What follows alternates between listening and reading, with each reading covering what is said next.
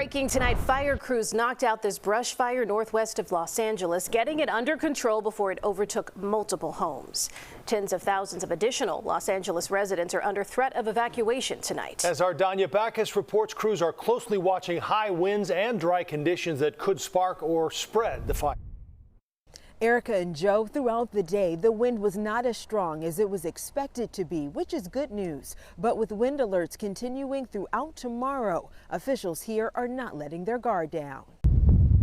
High winds like these captured Tuesday in Southern California are what emergency officials are concerned about as they closely monitor possible new fires. That's why we have strike teams throughout the county. They're not just in one location, so they're out and about, especially in those areas that are prone to have those starts. Overnight, a new fire erupted north of Los Angeles in Ventura County, but was quickly controlled. We're ready and prepared for wildfires when they break out in these conditions. New video from above shows the extent of the devastation from the Palisades fire, which left rows and rows of scorched homes. For the owners of those homes and others impacted by the fires, FEMA disaster assistance centers are open to provide money and help. One of the things that we've already done is had over 40,000 applications. We provide over $8 million, but there's a lot of work yet to do.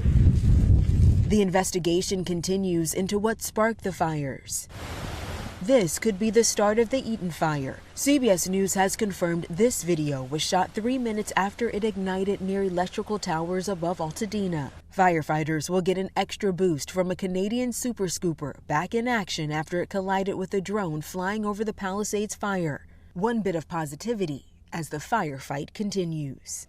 Frustration is growing for the tens of thousands of people who remain under evacuation orders. Officials still do not know when they'll be able to return to these neighborhoods and see the devastation for themselves. They say crews are still addressing hazards.